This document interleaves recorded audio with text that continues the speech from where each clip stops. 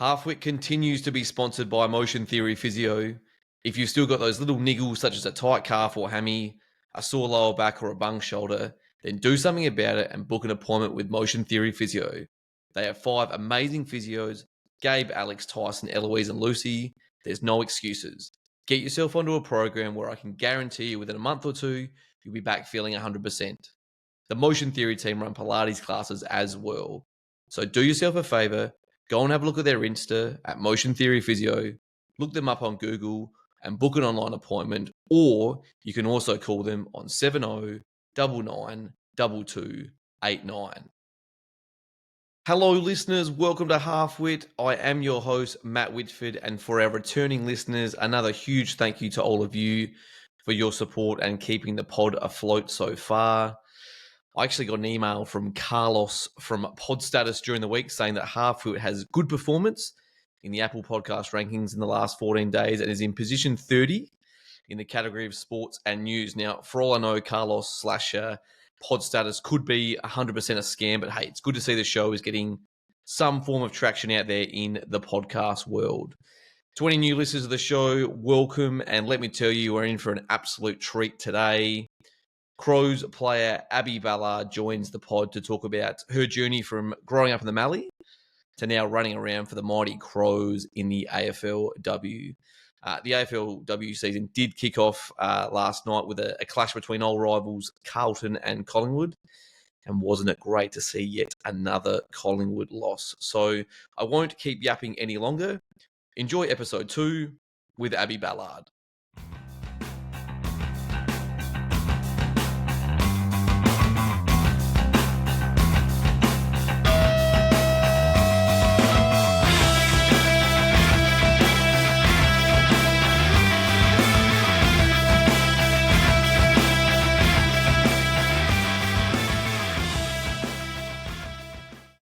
Abbie Ballard, thanks for being on Half Whit. Thanks for having me. Now, quick bit of background info on you, Abbie, for all of our listeners. You're 23 now and you've got 27 AFLW games under your belt. AFL.com did say 28, but I've gone through and looked at them. I've counted every year and I've got 27. So pretty impressive for someone who's 160 centimetres. Yes, not very tall. But Is that 5 foot? Yeah, just 5 foot 1 or 2. We'll go. It's got to be 5'1". So, just a bit of a backstory on you, Abbie. You raised in Coomadook, and for our listeners, if you get on the Southeastern Freeway, head through Murray Bridge, Tailem Bend, Cook Plains, you'll get to Coomadook. And Abbie, your amazing parents, Matt and Lisa. I remember when I was, and I'll talk about how I first met you later on, but your dad was still running around the B grade out there at Peak. Yep. So. Your older brother Campbell and your younger sisters Georgia and Ruby. You grew up on a farm in Coombe. Sheep, pigs, crops. Yep, that's everything. Yep. Would have been pretty cool growing up on a farm, wouldn't it? Oh, absolutely. It was great fun getting to just work with animals all the time. Got to ride motorbikes. We were learning how to drive by the time we could walk and have a bonfire all the time. It was great. Yeah, and it was a great life, better than being in the city, but can't complain too much now. You're a country girl at heart. So you did your schooling at Coomadook Area School, reception to year 12. And this is where, obviously I first met you at the Pekin District Footy Club, which we'll get to in a minute. But I did do my one relief teaching day at Coombe. I remember taking you and your mate Kendall Pickering and a few others for a volleyball lesson. But yeah, you had 12 people in year 12? Yeah, I reckon there was about 12 of us. And yeah, you come up to Adelaide and you talk to everyone and they're like, oh yeah, how many people are in your class? And you're like 12. And they're like, oh my God. And how many in your school? And it's like, there's about 120, 130. And they're like, that's how many people had in my class. I was like, that is ridiculous. I couldn't think of anything worse. But yeah, no, it was great having 12 kids just running around doing whatever we wanted to. It was great. Shout out to Coomadook Area School. So, but Abbie, I guess footy was always your aim. Like when you're at school, I guess always your aim was to be a professional footballer. Yeah, absolutely. I didn't pay too much attention in class and stuff. I was just, I'm going to be playing football no matter what. I don't care what happens. I'll play football. So I did my schoolwork, but yeah, football was always in the back of my head. That was my aim. And it's paying off for you so far. So let's just start talking about Peak, the mighty Pekin District Football and Netball Club. You also played netball at Peak as a junior? I did. I played 2 years of netball, yep, and then gave that up pretty quick when I found football, but yeah. So, I first met Abbie. It was round 1, 2014 at Murrayville, so across the border. So the now no longer Mallee Football League. Peak were playing against Murrayville over the border, and I got there very early, and I watched the junior Colts, and I just saw one. There was you stood out being a girl. Yeah. I think the only other girl I saw have a kick out there was Georgia Wilson. Yes. Yep. But I remember you just running around like, bloody hell, this girl's good. And left footy, you stood out and you'd played junior Colts and you played senior Colts. I used to go up and do the boundary for the senior Colts. And it was very obvious, Abbie, from a young age that you had some serious talent and some serious potential. What were the challenges, especially at peak, growing up, being a girl playing footy? Yeah, there was definitely, a few challenges when you're playing against boys in a boys' sport. And it wasn't very common to have any girls out there. There'd been a couple before me, but no one who'd kind of taken football as far as they could or did much more than junior Colts. There was definitely a few people in the association, definitely a few of the opponents who would judge you and just thought you were nothing out there. You were just another person, they didn't really care too much, but that kind of filled me with a bit of fire and a bit of anger, and I'd get out there and just try and beat the boys and just show them that I deserve to be out there. And you did. And it was probably here where you were sort of like, well, if I'm going to make this, be a professional footballer, which is what you wanted to do, it was going to have to be through West Adelaide, and that's where you started playing those under 14, under 16 holiday comps for Westies. How old were you when you made your league debut for West Adelaide? I was 15 when I made my debut, so that's like the youngest you can be. So yeah, I was lucky enough that I got to go out there, and I think I played in the second ever season of the AFLW. So yeah, it was great. It was a great experience, and coming through from the 14s and 16s, and then getting to play with a few of the other girls that you'd been playing with for a few years. It was awesome. Yeah, and I remember I did just troll your Facebook the other day and look back at some of those Westies teams were absolutely stacked. Zoe Greer for one as well. Yes, good old Zoe Greer. Yeah. So, Abbie, you played the AFLW, SANFLW in 2017 at Westies. When that season finished, you were able to play at Strath. Yep. Sunday Arvo games, I reckon they were. So. Yep, I reckon you're right. Yep. Because I lived in Strath from 2018 onwards, and I remember walking my dogs, and I try and time it when you had a home game, and yeah, you won 3 years at Strath, 3 flags. 3 flags. It was great. That was the best fun I've ever had out there. It was an unreal experience. I was kind of just came in and would play when I could and stuff like that. And it was, it was awesome. Just loved that country football. It was great just to experience that in a girls team. Yep. Coached all 3 flags. Darcy Springle, absolute legend. Love being coached by him. I had him as my under 15 state coach, and I followed him out to Strath just because I just loved what he did.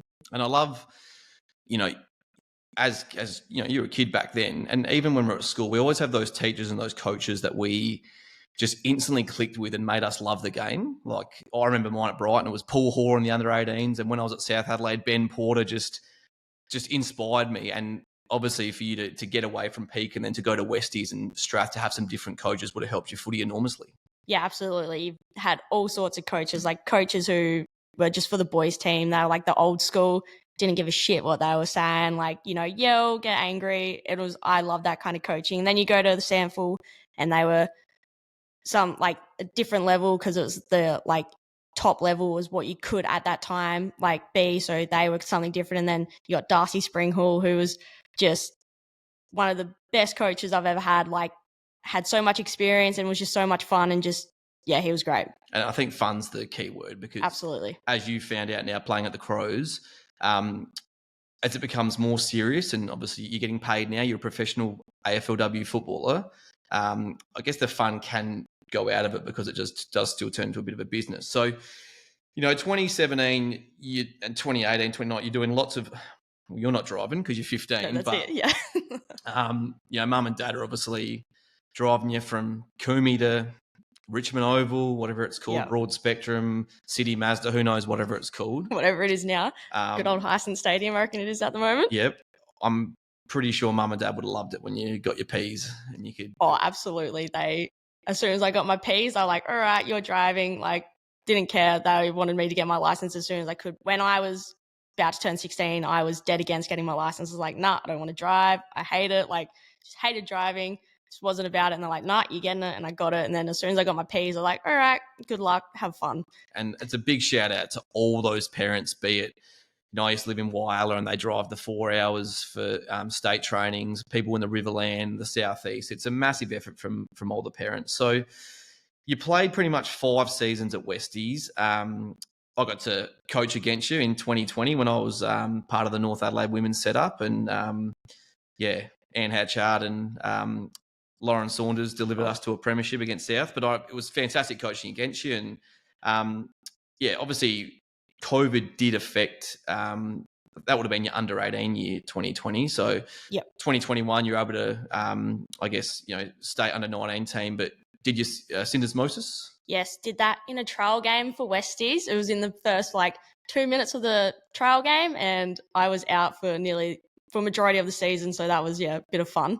Trial games, they are the worst. You just absolutely you just get through without getting injured. Who cares about the score? But you were able to get back in 2021 for Westies and captain the girls in the grand final. I was lucky enough to captain. Our captain wasn't able to play, so I got to step up and be the captain, and that was the most interesting experience ever. But it was awesome. I mean, we lost, but getting to play in a grand final, it was unreal. We had worked our asses off for so long to get to that point, and it was an unreal experience, and to captain it was awesome. So Abbie, let's go back to Tuesday, July the 27th, 2021. Does that date ring a bell? Yes, good old. It was COVID times as well, so we were sitting in my lounge room at night. I knew I was getting drafted that night, so you knew you were getting drafted? I knew. It was in the time when you had to select a state, and there was no Port Adelaide, so the Crows were able to, decide who they were going to pick. And we found out just a couple of days beforehand. So I had a heads up that I was getting picked, but none of my siblings did. So it was COVID. It was just us in the house, and we had it on the TV. Was that during a lockdown? It was during a lockdown. It was during a lockdown. Yeah. I think the lockdown had only just happened or something, and it wasn't for a long period, but it was long enough. I had it sitting on the TV, and heard my name get called out. It was great. Okay, and the Olympics was on at the same time as well. Would you believe it? Well, that's my recollection of COVID times. But drafted at pick 34 by the Crows would have been an incredible moment. And obviously, we watch all the draftees when they get drafted on TV when they weren't knowing. You actually knew, but you'd obviously done some planning in preparation of the full-time move to Adelaide had to happen. Yep. So that was great. I decided that driving the 2 hours each way wasn't worth it, so I decided that it was probably best if I wanted to get the most out of my career, to move to Adelaide. So I did that a month or two after I got drafted. Move to the big smoke. So that's it. Would have done your first pre-season with the Crows. That would have been pretty full on. Absolutely. It was something completely different. It's going to be a step up, but you just don't realize how much of a step up it's going to be. But when you finally get out there, you're living your dream, and you're running around with people like Chelsea Randall and Anne Hatchard and Ebony Marinoff. You're kind of just fangirling half the time standing there, and then you're like, oh no, actually I've got to get into training. But that was great. And you were 19, so doing a pre-season. And I think for all the listeners out there that have done pre-seasons, I reckon those first, when you're 17, 18, 19, 20, even 21, those first 3, 4, 5 pre-seasons are brutal.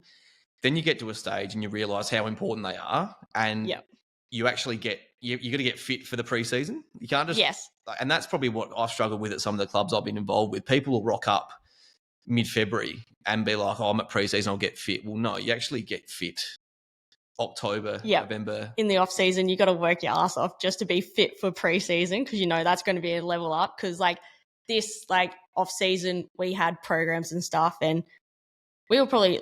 It was an intense bloody off season, and I was like, this is getting you set up for this preseason. And the amount that we were doing, we were all bloody shitting ourselves for what preseason was going to be. And it's been hectic so far.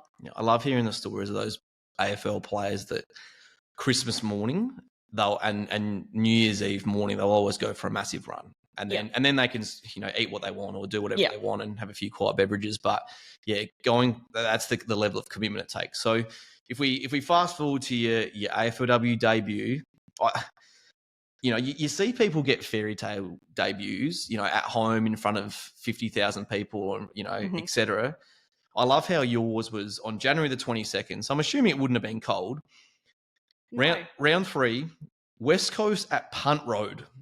I know. You just wouldn't have thought that'd be the game at all. And for our listeners out there, Punt Road it's an oval pretty much directly next to the MCG. It's where Richmond, their VFL, train.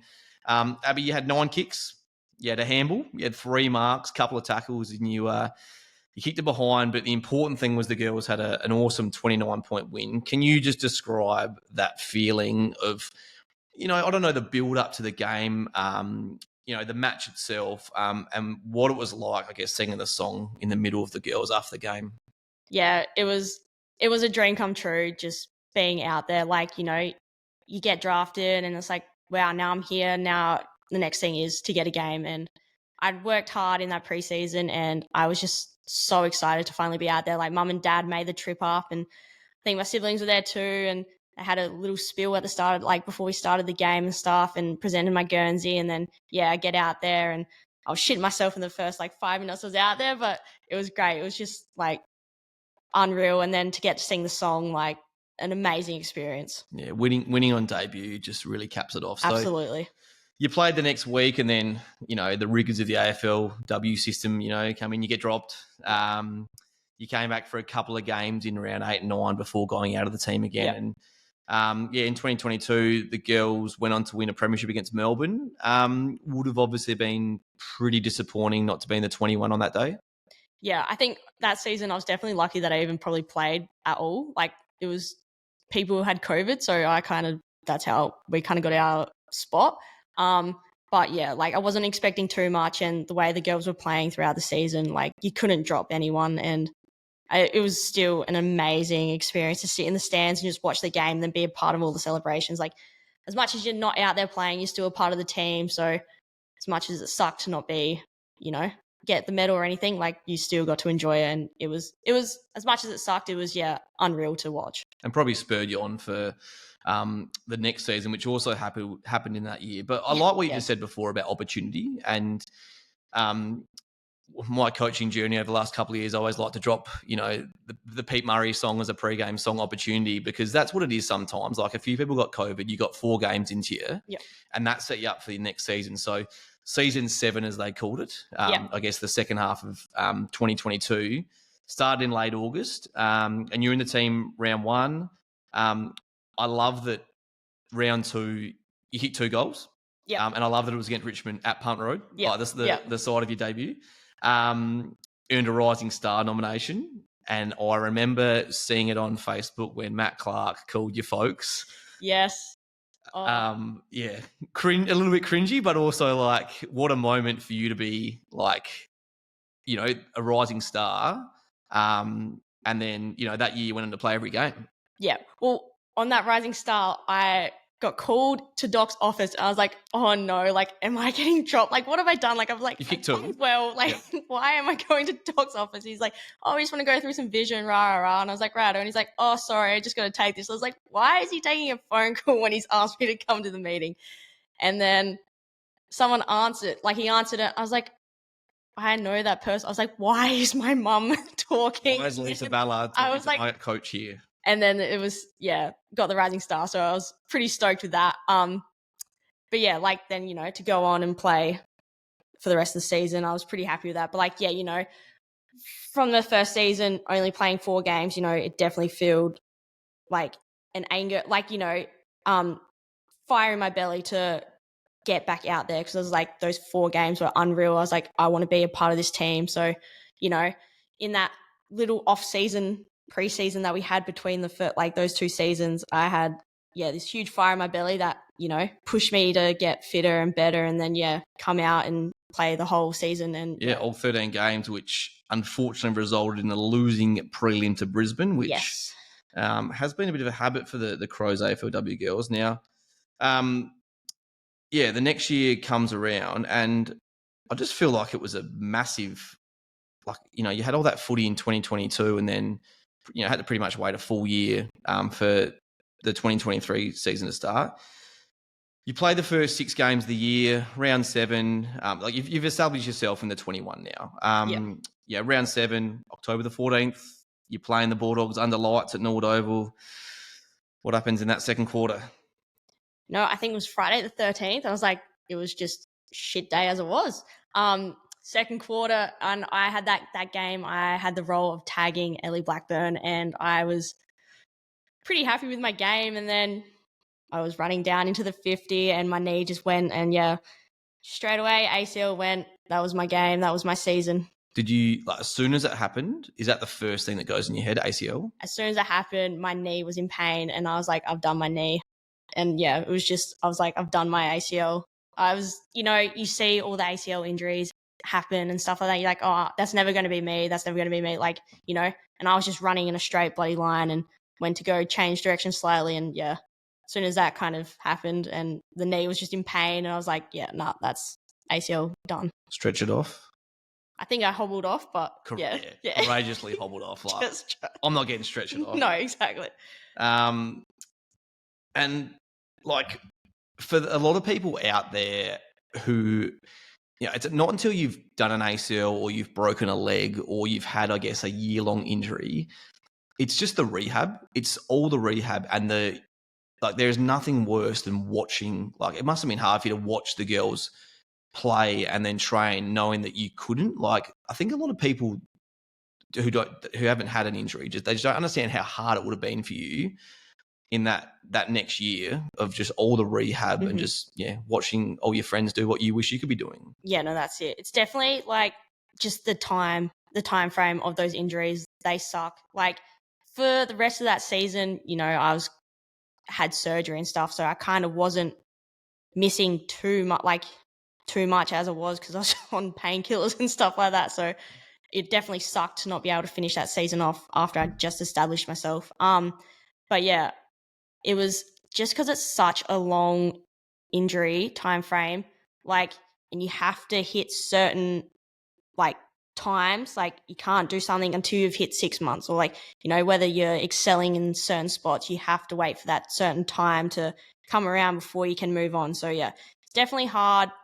That patience. It's patience, yeah, absolutely. So, and it was hard, because we went straight into the off season and then we had the preseason, and it was a lot of by myself, but it wasn't too bad. It was probably more when we got to the preseason, in season, and I was running around the oval and everyone was training and you're just sitting there running laps, and it's like, shit, I just want to be out there. And then by the time you kind of get back out there, it's bloody, you've missed a heap of stuff. So that's it. It's definitely a lot of patience to keep going. And it's hard to teach. It's one of those things you get through experience. But fast forward 351 days later, round 5, 2024, since doing your ACL, you came back, you played rounds 5 and 6, and then the knee just swelled up, just wasn't right.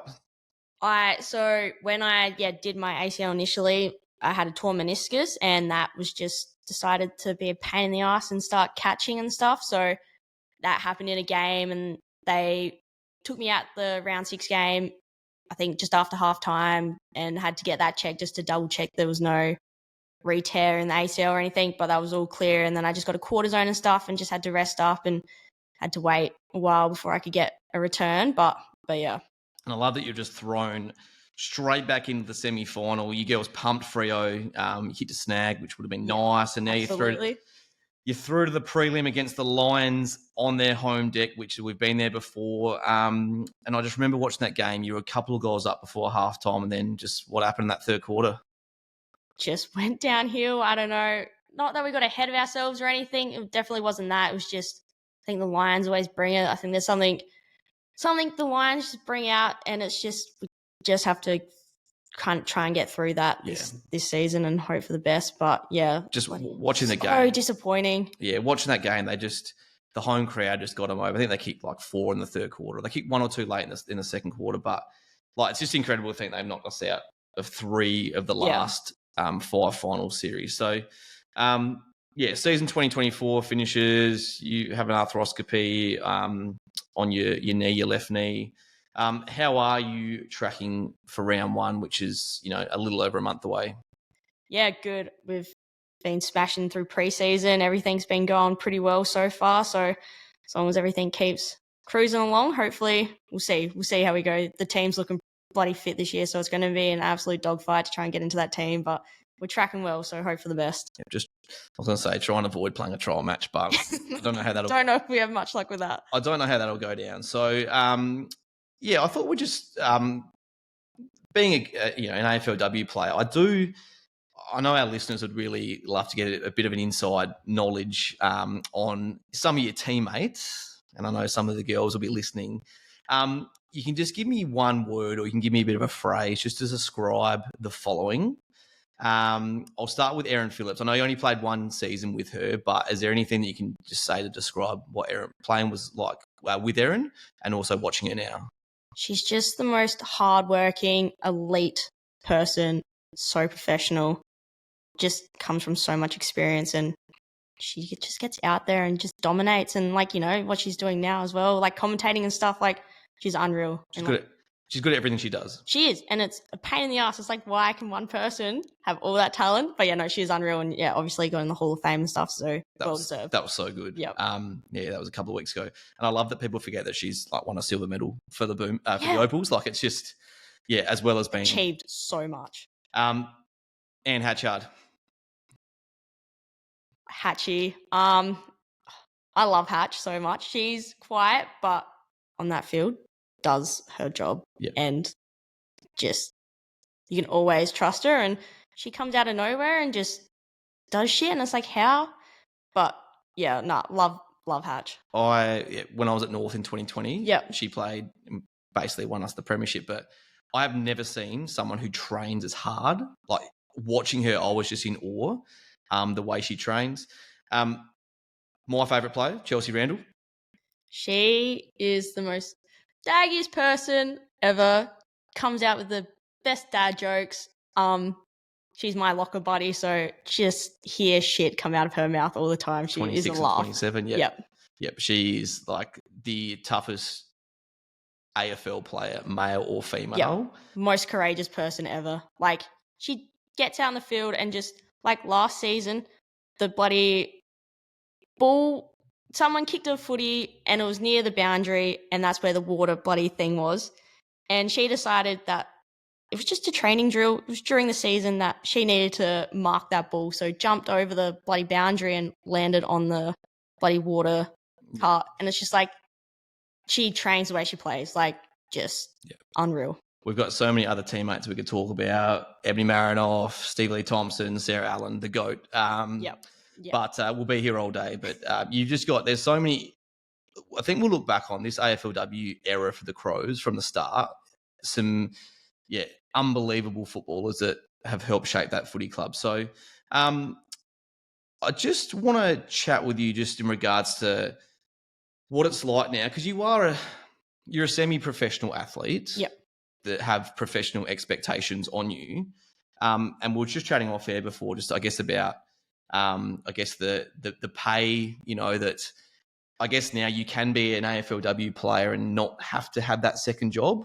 You wouldn't necessarily be comfortable financially, but at least now it's, that the 12-month salary, and that obviously you're hoping it goes up a bit. Absolutely. But you have seen quite a bit of change from when you first got into the AFLW system to now. Yeah, absolutely. From when I first got into it, like there's been a huge jump in the pay and stuff, but from the first ever season when they were getting under less than $8,000 to now, like it has been a great improvement and stuff, but there's definitely so much more room for it to grow and stuff. But with that, like we need more games and stuff just for it to, get there and stuff like that, which we all want, and it'd be great to be able to play every team once at least. Like that have those 17 games. Yeah, exactly. And then your top 8, and it just would be great for the women that can be their job. Yeah. And we're expected, our pre-seasons are 3 months long. Like we're doing pre-seasons longer than the men's and stuff, and we're expected to be at the club for so many hours a week and stuff like that. And it's like we're doing all this work just for the 12 games where, we're ready and fit enough and would love just to get those extra games. It is pretty cool. Now, I know I had my two nieces this morning. I did an interview with them for my sister's 40th birthday. That was an experience having them on the pod. But I love it now knowing that, and when I have children one day, have a little girl and they want to play footy, there's a pathway. And I think that's the best thing, so that if there is another left footer running around the Mallee, like yourself, is that you can see where they can get to. Whereas I guess back when you were running around at peak, you didn't know how high you could get. There was no pathway, and I feel like a lot of girls probably had this dream. They're like, I'm going to be the first female to play like AFL. Mm-hmm. And that was kind of like, your goal. You just wanted to try and get as far as you could, but there was really no pathway, and you were just hoping that something was going to come up or stuff like that. But like, as I kind of went along, there was state programs and stuff that kind of kept me going and kept me in it. And then, as I kept doing Westies and stuff like that, then the AFLW came in. So then the pathways kind of came as I was getting ready to like finish where I could have. Like, so it was kind of, it worked. I came probably through at the right time that I was able to keep going with my football, and pathways were getting created. So it's great that now that there is pathways for all girls to go through. Yeah. Was there a time, Abbie, where you thought like you might have been not working hard enough / wasting your talent? Well, yes, there's probably I didn't get drafted when I was 18. Zoe Greer's passed me on a couple of good stories of your off-field antics at Westies as well. I did have a good time at Westies with some of those older ones who led me astray. Bad influences. Absolutely. Yep, not good enough. But no, we definitely had some fun. But yeah, no, there was definitely times like, I got drafted. I was an overager, so yeah, I could have worked on my fitness and stuff like that. I definitely had the skill, and people were telling me to just need to get a bit fitter, and I thought like I was doing as much as I could, but when you don't get drafted, then it kind of, you get that idea that okay, I do need to do a bit more. So yeah, it's amazing now though. Like, you're 23, you now know, and you see it all the time, and that's why I hate when young draftees who are 18, 19, they go into the system for a couple of years and they get spat out. They actually, you sometimes need at least 4 years, like on a list, to at least understand how it all works. Get some, because if you're like, I know, looking at some of the AFL players, 2 years is a minimum. Like when they get drafted, they're guaranteed 2 years. If they get an injury in that time, it's very easy for the clubs to just give them the flick the next, when it comes time to delisting. So no, that's it, exactly. And like, it takes a couple years to like, adjust to the trainings and the programs and all the gym and stuff like that. So yeah, like you need a few extra years just to be ready and stuff. Yeah. Are there any challenges you're still facing? Like, I guess a big challenge on all professional athletes, and I guess anyone in the world, just that social media. What's it like? Like, are you checking comments after a game? Like after the AFLW, the girls are playing, are you checking, or does it get back to you? Or like, what's it like? I try and stay away from it, because there's just some people who waste their breath on writing stuff, and it's like, why? I'm not going to bother looking at it. But there's definitely a few people that will look at it and be like, oh, did you see this comment? Did you see this comment? I'm like, no, there's just no point of putting time and looking at people who don't actually care about the sport. So, but yeah, on social media, but it could be done so much better for the girls. Like, it's not done the same way the boys is. It's definitely not enough. It's still a male-focused sport. Absolutely, yeah. And it's changing, but it's taking a long time. It's taking a long time, and I don't understand why, when there's so many girls who want to pursue that pathway, and you could get so many more supporters if you just did it a bit better and just advertised it so much better, because there's so many people who actually love the sport and they just care about the people that don't. And that's all you see is all the people that just hate it, and it's like, why give them the time of day when you could just be advertising it to the people who want it and care about what they're saying and stuff like that. But yeah. We're looking at you, AFL.com. We're looking at you, Damien Barrett. All right, Purple. Come on, sort it out. But yeah, I'm trying to think, obviously with sports betting, like, is huge. With the women's, I'm just trying to think on sports bet. can people bet on disposals and goals for the girls or not? That's a good question. I don't actually know. Because I just know you hear so many people be like, like with the AFL, like, Roy Laird got 24 touches. I needed him to get 25. He cost me my multi. Like, I just find, I had him for, the other day, I think about 4 or 5 weeks ago, the Crows were playing and Fogarty, Thilthorpe, Walker and Rochelle all didn't kick a goal, and people are like, how could you not kick one goal for my multi? Like, yep. And these are things that people didn't have to worry about before social media. Like, there was, it was inside the four walls is where you listen to your coaches. And I just think right now there's so much going on for, I'm calling you a young footballer still, just like social media. Like, I just don't know how you do it. So yeah. Good work staying off it and not checking it. What's a rule change you'd like to see in the AFLW? It would be great to have 18 people on the field for each team. That would be just fabulous, because 4 extra people altogether is not going to do much, and just having an extra person in the forward line would be, I reckon it would make the game more high scoring, because you're not got only 5 people to kick your goals, and it just takes away from just the opportunities and stuff. So having 18 people aside would be great. I'd just love to see it on Adelaide Oval more. That would be, a long time ago, they used to always have an SANFL curtain raiser to the AFL game. Yeah. I know if the AFLW girls, if you were playing at Adelaide Oval at 4 o'clock on a Saturday and the men's team were playing at 7 o'clock, I would be bloody getting there. It might not be at 4 o'clock, but I would 100% get there for the second half.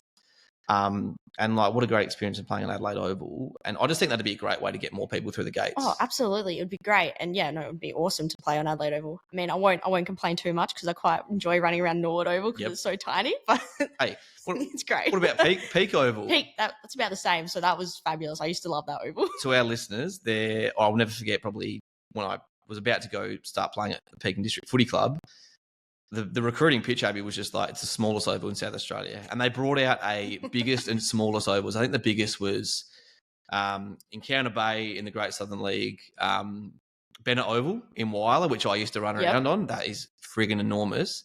But the smallest oval was the Peak Footy Club. Yeah, and it was great. And it's on a hill, so it's even better when you go on one way. Oh, and the smallest oval. So anyone out there, struggling with your fitness, wanting to play some country footy, go and play for the now Mallee Storm, the mighty Mallee District Storm, all right? Run around a Peak Oval. So I guess we're getting towards the end, Abbie, but what's life after footy look for you? Now, you are only 23, so you don't need to know what you're doing in 10, 15 years' time. That's what I try and tell my students at school. Like, it can be hard being 15, 16, 17, having to make big life decisions, but, have you got your 5, 10-year plan in life after footy?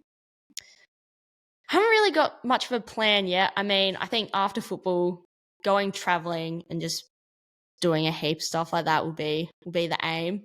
Whether I end up on the farm or not is still something I'm deciding. I quite enjoy the farm and I miss it when I'm not there. But yeah, definitely I think I'll be just spending time traveling and doing all the stuff you kind of miss out on while you're playing football.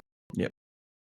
Just play another 10 years for the Crows. Exactly. They go up to 17-game seasons. You might end up playing 200 games for the Crows, like building on your 27. We need to go through this, all right, because I'm still I can't find that 28th game, and I've been looking for everywhere. So, Abbie, I've loved having you on the podcast. When I came up with the idea of having one, I initially put a list together of people I knew, but also people that have a pretty cool story. And I'll never forget, like I said, when I met you 11 years ago and your journey through, the Mallee, West Adelaide, Strath, the mighty Crows. We're looking forward to this season. For all of our listeners, the AFLW season begins on August the 17th. Unfortunately, it's the away game against the Saints, but your first home game, August 24, against the Cats. I know I'll be there cheering on Peak's greatest ever footballer. Abbie, thank you for being on Half Whit. Thank you so much. My next guest is currently taking the world by storm. So without further ado, Benjamin Thomas Miller. Welcome to Half Whit. Thanks for having me on, large man. What an honour. Mate, the honour is all mine. Now, firstly, before we talk about why you are currently sitting at my dining room table, a huge congratulations on your recent engagement with Kaylee. Thank you. Just tell our listeners how long you'd been together prior to you getting down on one knee. I believe that would be 15 years. So 15 years, mate. Had to be sure. So you met at school? We did. Brighton High. Great school. We're actually in the same home group. So met her in year 8, apparently. According to her, I didn't talk to her until she got her braces off in year 10. I don't believe that to be true, but the timelines do add up. Well, it's all worked out well, mate. You've got your amazing fur child, Winston. So things have worked out, which is the most important thing. Now, Ben, I first met you in 2010 when I was your under-16s coach for the mighty Brighton Bombers. We finished the regular season 17-2, which, would you believe, it was only good enough for third. And then we went out in straight sets. So that says something about your coach. But I did have some redemption, Ben, when I coached you at the Peak Lions, the junior club of our previous guest, Abbie Ballard. And Benny, mate, you were instrumental at fullback, mate, in the cage, one-on-one with their full forward. And yeah, we won the 2017 Mallee Football A-grade premiership against the Pinaroo Superoos. What a name for a footy team. So, but Benny, look, I've got you in here today to talk about what you will be doing on Saturday night at Adelaide Oval when the Crows take on the Pies. Trying to catch a camper. A Jayco camper? I believe it's a Jayco Lark wind-up camper trailer. So you will be competing against someone else, and the winner will win a Jayco Caravan. Yeah, trying to mark 3. I believe they're going to launch 3 balls up as high as the lights. And, high score wins. So it's just for our listeners out there, this won't be the first time, Ben, that you've been on Adelaide Oval for this competition. The competition basically involves a ball machine firing 3 footies in the air, 50 points for a chest mark. Correct. 75 for a mark in the hands. Yeah. Which you did twice very well, which I'll talk about in a minute. And 100 points for a one-handed chest mark. Yeah, and there's absolutely no way you're marking that one-handed. You might have to, mate. If you put the first couple down. But so, Benny, the showdown a couple of weeks ago on a Saturday night, it was raining sideways. The first one went in the air. Like, I know you got your hands to it. And heaviest rain I've ever seen at a football game. Very tough conditions, and the ball machine actually wasn't able to fire the footies out. So they got you back a couple of weeks ago when the Crows played Hawthorn on a Friday night. Unbelievable conditions. Perfect. No excuses. So you've gone out there, Benny. Just quickly, how did it all come about?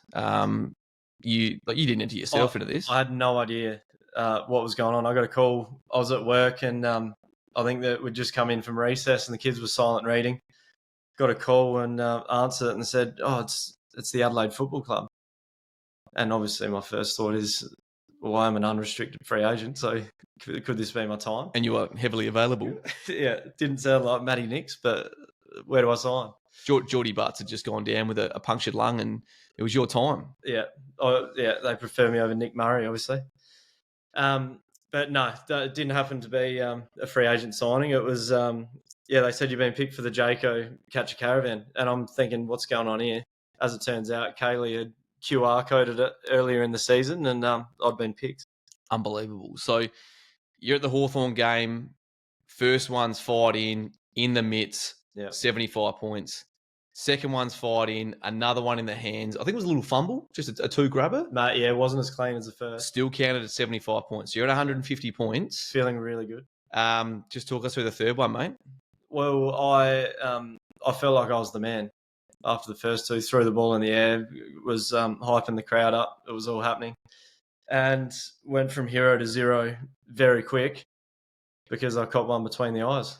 The old forward falcon. So the first things first, I loved how you went full kit as well. Just full kit. But yeah, that third one, you looked safe as houses underneath it. I was right down by the fence. I just couldn't see you dropping it, and then it's just gone straight through the thumb and index finger and just into the forehead. It didn't get receive much friction on the way down, did it? But you can see in the body language when I reviewed the footage, very casual under that third one. But the good thing was, though, you go through to the final. So, obviously, this Saturday night against Collingwood, you'll be in the final. As the young kids say these days, mate, what's your strap? All right. So what's your strategy for this Saturday night? It'll be you and I believe one other opponent. What is your strategy? My strat is I think I'll go in the hands. I believe I'll be going first because he scored more in the minor round. So I'll be going first. I think I'm just going to go in the hands and put him under pressure. Grippo or no Grippo? No Grippo. No Grippo, as Benjamin winks at me. Now, mate, it's very exciting. So if you're a listener and you're there on Saturday night, just quickly, the game starts at 7:05 p.m. Let's plan on each quarter going for 30 minutes, a quarter time break of 6 minutes. Half time is a 20-minute break. This has you, Ben, entering the Adelaide Oval playing surface at 9:01 p.m. at three-quarter time. So at 9 o'clock on Saturday night, make sure your eyes are fixated on Adelaide Oval. Because, Benny, like, how life-changing would it be, mate, for you to win a caravan? It would be huge. I know why you're bringing that up because Kaylee and I did purchase the 2003 Jayco Swan earlier this year. But, yeah, 22-year upgrade would be very, very nice. Well, if you're looking to offload it, mate, I am available for it. You did mention that earlier, and you can join the queue. No, mate, it's very exciting. I will be there on Saturday night. Now, I just need to ask you, this isn't the first time you've been entered into a sporting-related competition, is it? No, I'm assuming, are you referring to the Culture Kings? I may or may not be. Yeah, well, very similar story, actually, with getting nominated without nominating myself. I was in Melbourne with Jacob Carger and Jared Nerlich. We were over there watching a Crows game, watched them go down by 10 goals to Richmond, I believe. Yep. And we're in Culture Kings. I don't know if you're familiar with Culture Kings. Oh, I've got no idea what Culture Kings is, mate, but I'm sure our younger listeners do. It's a clothing store. Yep. And they've got a half court basketball court in the middle of the actual shop. And Nels and Cargs have nominated me for a shooting comp while I was looking at hoodies. And so they've gathered us in. They've put us in a free throw competition. Yep. I've managed to win that. And just to set the story, Benny's backyard growing up on the mighty Downing Street. Oh, plenty of shots went up there. You were automatic. I think there was a little chalkboard on the brick wall about how many in a row. What was your the Wall of Fame? Yep, 27. That was your maximum in a row. Yeah, 31 actually. Great 31 number. Free throws in a row. Great number on camera. Great number. Yeah, so won the free throw comp, and then that put me through this final challenge. And we've waited for ages for this challenge to come up. It was like an hour, I reckon. Maybe not an hour. But they're gathering people in. These guys are on the mics. There's two hosts. They're pulling people off the street. I'm actually not putting. I just want to make this clear. I'm not putting any mayo on this. You can fact check this. I will. There would have been more than 200 people at this thing. They're pulling people off the street, pulling them in the store. They're lined up along the side. Just packing them in. Packing them in. This thing's two stories, also they're lined up above the basically sort of behind the backboard. Yeah, basically like the Hindley Street Music Hall. Yep, I've got you, mate. Yeah, we're packed out. And the challenge is they've brought out this Kendrick Lamar framed vinyl as the prize. And the challenge is you got to hit 5 3-pointers in a row. Yep. So they're hyping it up on the mic. Here we go. I've hit 4 in a row and we're going for the 5th. Feeling hot. Yeah, and just like Tomo did at the Jayco Caravan, he's killed my momentum by talking on the mic and sort of hyping it up. Here we go. If he gets the 5th, he's going to get it, blah, blah, blah. While this is happening, a flash mob has erupted out of people in there and people have come off the street. It's a legalized cannabis flash mob protest. They've come in, they've got signs up, they're smoking inside. All of a sudden, it's just chaos. There's security guards pinning guys up against the wall, throwing people out, tackling people out of this joint while I'm standing there waiting for my 5th shot. You're just standing there inhaling secondhand cannabis. Yeah, unbelievable. And this would have gone on for 15, 20 minutes while I'm waiting for my 5th shot. So you've gone cold? Yeah, ice cold. They've cleared them all out. Everyone's come back in. They're hyping it up again, and managed to sink the 5th shot. Probably the greatest sporting achievement behind winning a flag. 2017 A-grade premiership. I remember that. So, mate, what an honour for you. So hopefully the same thing happens this Saturday night. Well, that's the plan. I hope the same thing doesn't happen to the prize though. If I do get up, we got time for that. You can cut it if you want. No, we've always got time, mate. Our listeners are always happy. Well, what took place after that is the three of us we ended up at Cloud 9, I believe. No idea, mate. Had a few frothies.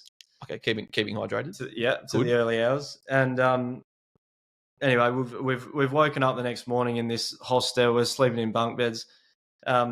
And these hotel, it must have been a hostel sort of vibe. Bunk beds in a hotel, I don't know. Yep. But the hotel workers are knocking on the door. It's 12 o'clock and we've slept through our checkout. Yep. So they're saying, "Oh, come on, get out of here." So Nels and I jump up. What's going on? Oh, sorry. Cargs is still out cold with a full sausage roll in front of his face. Uneaten, just saving it for breakfast? Yeah. So anyway, we get out of there and we get to the airport in a couple of hours. So lucky we got woken up. And Kaylee and I were actually going to Borneo that day. So we had to meet Kaylee at the Melbourne airport. Nels and Cargs were flying home. We were flying off to Borneo from Melbourne. So Nels and Cargs have taken the precious cargo, this Kendrick Lamar vinyl, home. Very good. On the plane. They've dropped it off to Edward, my brother, at 10 Downing Street. Yes. And he's put it on top of the gas heater in the corner of the living room. Okay. Yeah. So he heads out with a few friends that night. Dad comes home later. The great Pete Miller. Yeah, Magic Miller, in the dark. Turns the heater on and turns the TV on, puts some Frasier on and falls asleep. So Edward's come home later that night to a house full of toxic fumes and Dad's still out cold, probably unconscious. And as it turns out, the heater has melted. It wasn't a wooden frame. It was some sort of synthetic material. Silicon or something? Whatever it was. It's melted. The frame, just the glass and the vinyl left, and the whole frame has melted over the heater. There's just fumes all in the house. So that was the end of that. So I would hope the same doesn't happen to the Jayco. But we hope you're winning on Saturday night, mate. It's we're all with you. I feel we've been in this with you from the start, from the showdown to the Hawks game to this Saturday night against Collingwood, mate. So I felt very supportive. To all of our listeners, if you are there at Adelaide Oval on Saturday night, make sure you're cheering on Benny Miller. I'll sure have an update on the Matt Whitford podcast on Instagram of your result, Benny. But mate, thanks for coming on. No doubt I'll get you back on the pod very again soon. Absolute honour, Widow. I'll just say before I go though, I admire how brave you've been just launching and actually committing to this thing. And I already know there's already people that don't have a clue who you are and they're listening to your podcast. So gaining traction already. I'm looking forward to tuning in. Mate, I'm looking forward to this episode. Benny, thanks for coming on Half Whit. Thanks for having me. And just like that, another episode is in the books. A massive thanks to both of today's guests. Abbie, who was so enthusiastic about the whole process and positive and supportive right from the start when I first got in contact with her. The Ballards are an amazing family and we wish Abbie and all the Crows girls all the best when they take on St Kilda in round 1 and also for their first home game against Geelong on Sunday, August the 24th at 2:30 at Unley Oval. Another thanks to Benny Miller for coming on the show too, and we have our fingers crossed for him that he can pluck a few in the hands during Saturday night's Jayco Catch a Camper Markov competition. As I mentioned earlier, if Benny can win the Oleg Markov competition, he will take home a Jayco Caravan worth $40,000, and he can store at home next to the one that he's already got. Just keep it away from the gas heater, Benjamin. That is enough from me. Please continue to follow the Matt Whitford podcast on Instagram and also on Spotify and Apple Podcasts. I'm Matt Whitford. Thanks for listening.